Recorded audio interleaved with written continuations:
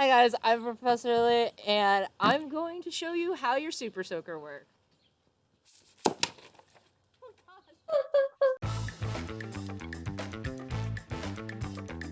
Since you guys will be leaving for summer soon, I thought that I should do something really fun and talk to you guys about something that you guys can do once school is out, have a little fun, and also learn a little bit of science with it. So, what we're going to talk about today is we're going to talk about air and water pressure and how they're different.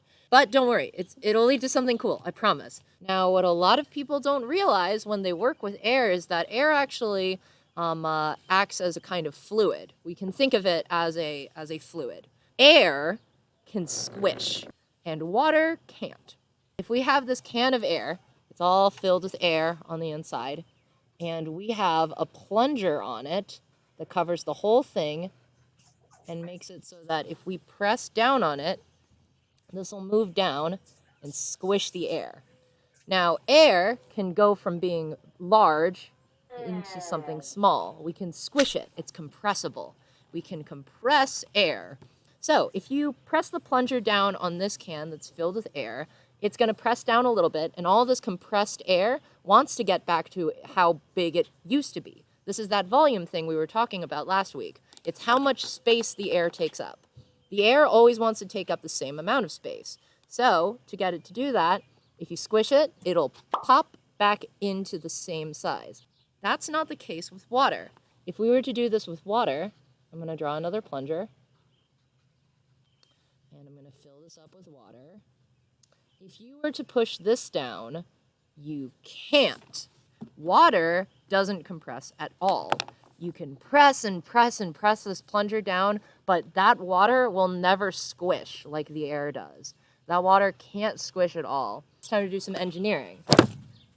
Science is great. We can keep it all on the page. It's totally cool. We can write equations all day, but it doesn't really matter if we can't do something fun with it.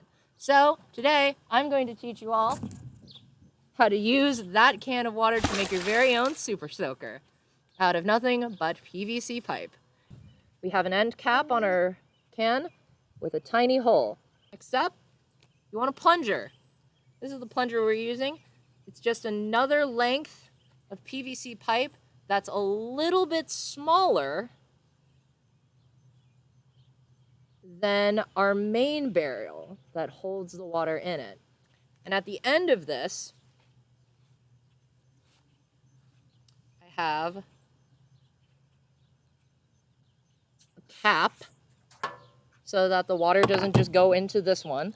And then this black O-ring. Now what this does is it pushes against the side of the water gun and makes sure that there's an airtight seal on our plunger. That way it doesn't come out the backside like we were talking about earlier.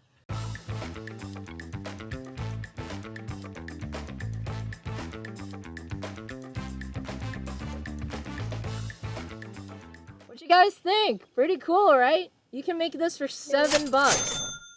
And it's a great way to get your parents to buy you a water gun because you're learning science with it.